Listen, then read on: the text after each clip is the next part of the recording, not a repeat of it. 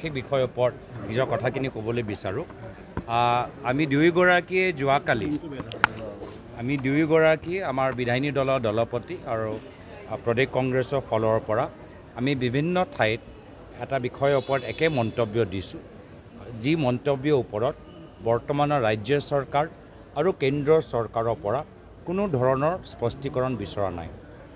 সেই বিষয়টো হৈছে যে মায়ানমাৰত বিশেষ সূত্ৰৰ যোগেদি আমি গম পাইছোঁ যে আলফাৰ যে ইণ্ডিপেণ্ডেণ্ট স্বাধীন যে তেওঁলোকৰ পক্ষ আছে, সেই শিবিৰৰ ওপৰত এটা ড্ৰোন ষ্ট্ৰাইক হৈছে।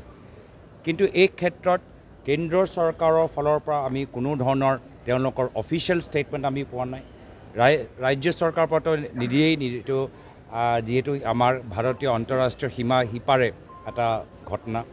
কিন্তু নিশ্চয় ইয়াত ৰাজ্য চৰকাৰৰ ভূমিকা হ'বই, যিহেতু অসমৰ মুখ্যমন্ত্ৰী হিমন্ত বিশ্ব শৰ্মা ডাঙৰীয়া বিভিন্ন সময়ত কৈ থাকে যে মই পৰেশ বৰুৱা ডাঙৰীয়াৰ লগত কথা পাতি থাকোঁ, মই পৰেশ বৰুৱা ডাঙৰীয়াৰ লগত আমি সোনকালে তেখেতক আমি আলোচনা পথৰে তেখেতক আমি স্বাগতম জনাবলৈ বিচাৰিছোঁ।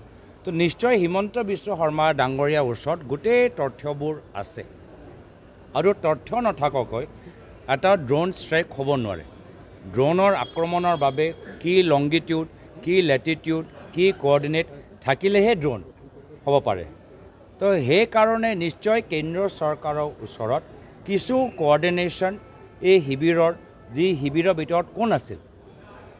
পাকিস্তানী উগ্ৰপন্থী নাই, বাংলাদেশী উগ্ৰপন্থী নাই, অসমীয়া আমাৰ মানুহবোৰ সেই শিবিৰত বসবাস কৰিছে।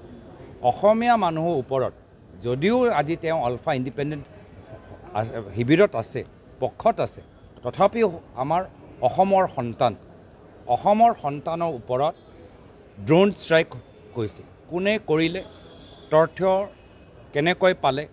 আৰু যিহেতু আলোচনা মাধ্যমেৰে আমি সকলোৱে বাট চাই আছিলোঁ যে কেতিয়া তেওঁলোকে আৰ্ম চাৰেণ্ডাৰ কৰি আলোচনা পক্ষত আহি আমাৰ মেইন ষ্ট্ৰীম আমাৰ অসমীয়া সমাজত তেওঁলোকে যোগ কৰিব, সেইটো আমি বিচাৰিছিলোঁ। আজিৰ তাৰিখত মই ভাবোঁ যে যি এটা আলোচনা প্ৰক্ৰিয়া, যি প্ৰক্ৰিয়াত আমি কিছু ধাৰাবাহিকভাৱে আগবাঢ়ি গৈছোঁ, অলপ সেই প্ৰক্ৰিয়াত বাধা সন্মুখীন হ'বলৈ আমি দেখা পাইছোঁ, ক'ৰবাত স্থগিত হৈছে। আৰু কিয় আলোচনা ৰাস্তাটো এৰি আজি ড্ৰোন ষ্ট্ৰাইক অসমীয়া সন্তানৰ ওপৰত কৰিবলগীয়া হ'ল, এই ক্ষেত্ৰত আমি দুয়োগৰাকী যোৱাকালি নিজৰ ব্যক্তিগত চিন্তা প্ৰকাশ কৰিছোঁ, আৰু আজি এই সময়ত আমি দুয়োগৰাকী এই বিষয়টো আকৌ উত্থাপন কৰিছোঁ। মই বিধায়িনী দলৰ দলপতি দেৱব্ৰত শইকীয়া ডাঙৰীয়াক নিজৰ কথাখিনি উল্লেখ কৰিবলৈ অনুৰোধ জনাইছোঁ।